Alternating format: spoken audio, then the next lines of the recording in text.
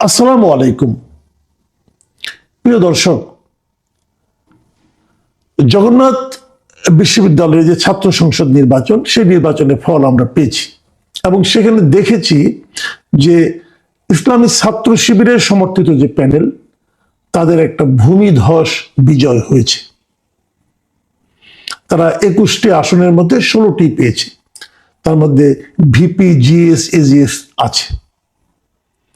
এটাকে অবশ্যই আপনি একটা বড় বিজয় বলবেন, কিন্তু এটা কি হঠাৎ বিজয়? এটা কি আচমকা বিজয়? না, তা বলা যাবে না। বলা যাবে না এই কারণে যে এ ধরনের বিজয় এর আগে ডাকসুতে হয়েছে, জাহাঙ্গীরনগরে হয়েছে, রাজশাহী বিশ্ববিদ্যালয়ে হয়েছে। এগুলো কিন্তু হয়েছে, ধারাবাহিকভাবে হয়েছে। এখন অনেকে নানাভাবে ব্যাখ্যা করার চেষ্টা করছে কেন হয়েছে। আমি একটা কথা সামান্য আপনাকে বলি, ধরা যাক, হাইপোথেটিক্যালি ধরেন, যদি এগুলোতে ছাত্র দলের বিজয় হতো, তাহলে কি আপনি জিজ্ঞাসা করতেন যে কেন ছাত্রদল জিতলো?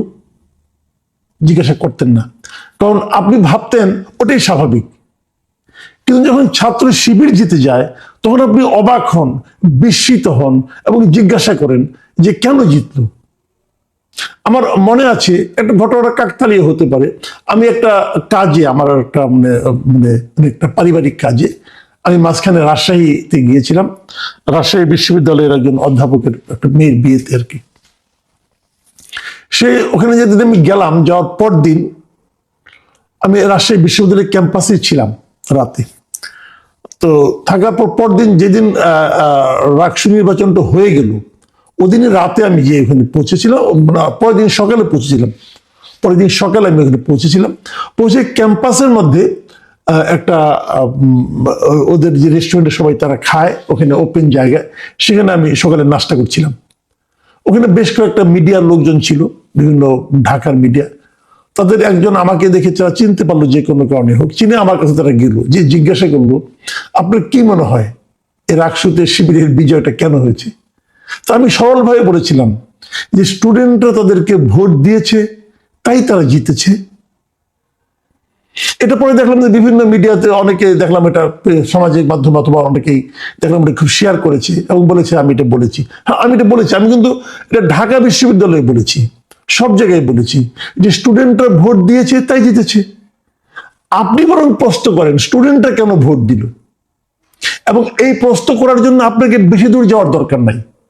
আপনার ঘরেই একটা স্টুডেন্ট আছে, হয়তো বা সে ঢাকা ইউনিভার্সিটিতে পড়ে না, হয়তো জাহাঙ্গীরনগরে পড়ে না, জগন্নাথে পড়ে না, রাজশাহী ইউনিভার্সিটিতে পড়ে না, চিটাগাং ইউনিভার্সিটিতে পড়ে, হয়তো এখানে কোনোটাতেই পড়ে না, হয়তো সে একটা বেসরকারি বিশ্ববিদ্যালয়ে পড়ে, হতে পারে। কিন্তু তাকে জিজ্ঞাসা করেন, সে বলতে পারবে কেন ঘটনাটা ঘটেছে। এটা আসলে পার্টিকুলার কোনো একটা বিশ্ববিদ্যালয়ে ঘটেনি, এটা একটা জেনারেশনের মধ্যে ঘটেছে, একটা প্রজন্মের মধ্যে ঘটেছে, একটা প্রজন্মের মধ্যে পরিবর্তন হয়ে গেছে। আমি আপনি টের পাইনি, এই জন্য আমি আপনি অবাক হচ্ছি, ওরা কিন্তু অবাক হয়নি। এটাই বাংলাদেশের রাজনীতির বর্তমান বাস্তবতা। এই বাস্তবতাকে যদি আপনি মেনে নিতে না পারেন, তাহলে আপনি অবাক হবেন, বিস্মিত হবেন। আর যদি মেনে নিতে পারেন, তাহলে ভাববেন যে হ্যাঁ, এটাই স্বাভাবিক। এখন আমরা আলোচনায় বরং করি যে কেন হলো। যারা এটাতে অবাক হন, তাদেরকে একটু উপলব্ধি দিতে চাই আমি। ভাই, আপনারা একটু চিন্তা করুন সোসাইটিতে কি ঘটছে এবং কেন ঘটছে। আমি কিন্তু এর ভালো মন্দ নিয়ে কথা বলছি না। আমি আবারও বলি, আমি এখনো মনে করি আমাদের এই প্রজন্ম চায় বলেই এই রেজাল্ট আসছে।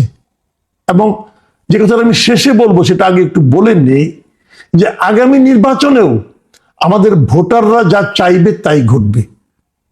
যদি সেখানে ম্যানিপুলেশন না হয়, যদি সেখানে ভোট ডাকাতি না হয়, যদি সেখানে নির্বাচনের নামে কোনো হঠকারী সিদ্ধান্ত কেউ না নেয়, তাই ঘটবে যা ভোটাররা চাইবে। এখন ভোটাররা কি চায় প্রথমত বলে নেই। এই যে স্টুডেন্টরা, এই যে ইয়াং প্রজন্ম, নতুন একটা প্রজন্ম, তারা যে ইসলামী ছাত্র শিবিরকে ভোট দিয়ে নির্বাচিত করছে, তারা কি জাতীয় নির্বাচনে ভোটার না? তারাও ভোটার। তারা যে পরিবারে থাকে সেই পরিবার ভোটার না? সেই পরিবারও ভোটার। আমি একটা অদ্ভুত একটা জিনিস দেখলাম, আমি আপনাদেরকে এটা একটু শেয়ার করতে চাই। একটা পত্রিকায় দেখলাম যে ওনারা বেশ কিছু লোকের সঙ্গে আলাপ করেছে, অনেক স্টুডেন্টের সঙ্গে আলাপ করেছে ঢাকা ইউনিভার্সিটি এবং অন্যান্য ইউনিভার্সিটিগুলো রেজাল্টের পর, এবং সেখানে একটা মেয়েকে জিজ্ঞাসা করেছে যে তুমি কেন শিবিরকে ভোট দিয়েছো। সে বলছে কি জানেন, উত্তর শুনলে অবাক হয়ে যাবেন। সে বলেছে আমার মা বলেছে ওদেরকে ভোট দিও। মা কেন বলে? মা বলে এই কারণে, মা তার কন্যা সন্তানের নিরাপত্তা চায়। মা বুঝতে চেয়েছে যে কারা ছাত্র সংসদে আসলে তার কন্যাটা নিরাপদে থাকতে পারবে, সে মা বলেছে। আবার আরেক দিকে কথা, মা কেন বলেছে? মা তো আগে বলতো না, এখন মা কেন বলে? তার মানে মার মধ্যেও কি কোনো পরিবর্তন হয়ে গেছে? হ্যাঁ, হয়েছে।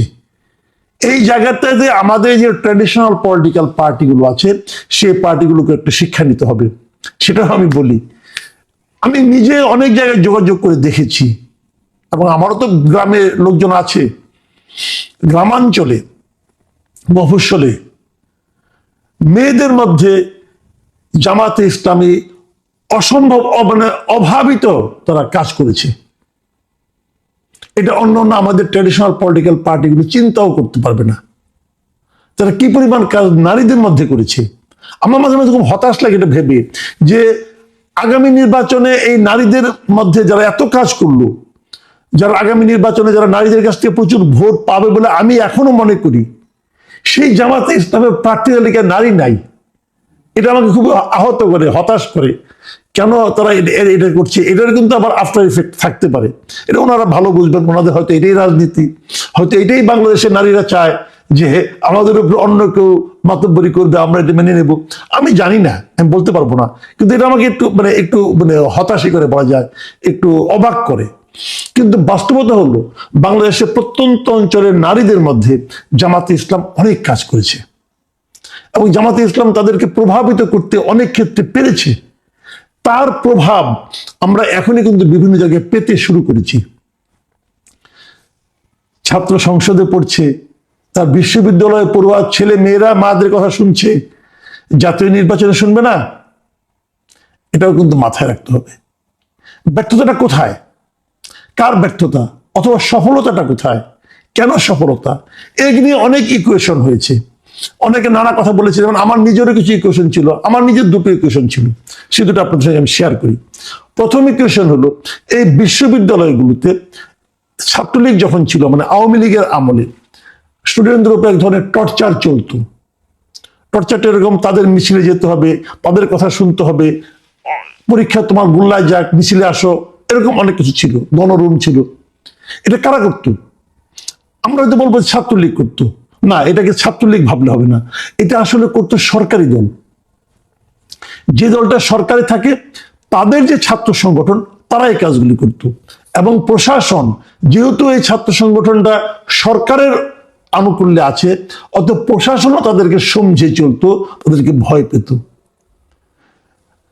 এই যে ছাত্র যারা ভোট দিয়েছে, তারা সেই সরকারি ছাত্র সংগঠনকে ভয় পায়।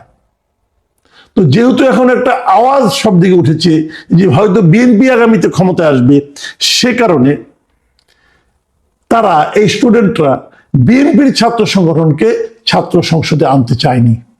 এটা একটা কারণ হতে পারে। এই কারণটা আমার বিশ্লেষণ, আমি এইভাবে ভাবি, এটা আমি আগেও বলেছি, আবার রিপিট করলাম। যে কারণে তারা বিএনপিকে বাদ দিয়ে আর স্ট্রং যারা আছে তাদের মাঝখান থেকে ছাত্র শিবির সবচেয়ে স্ট্রং, তারা চলে এসেছে। একটা হতে পারে। আরেকটা হতে পারে, এই প্রত্যেকটা ছাত্র সংসদ নির্বাচনে ছাত্রলীগের কিন্তু অনেক ভোট আছে। ছাত্রলীগ আগে অত্যাচার করেছে, টর্চার করেছে, অমানবিক আচরণ করেছে। যারা করেছে তারা তো ছাত্র না, যারা করেছে, যারা করার মাধ্যমে যারা সুবিধা পেয়েছে, সেই সুবিধা ভোগীরাও তো ছাত্র। তাদের তো অনেক লেয়ারের কিন্তু স্টুডেন্ট আছে।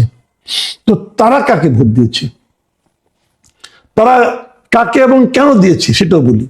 দেখুন, এই ছাত্রলীগ, আওয়ামী লীগ, এটা এমন একটা দল, এদের টাইপটা এমন, এটা হলো একটা বংশানুক্রমিক দল।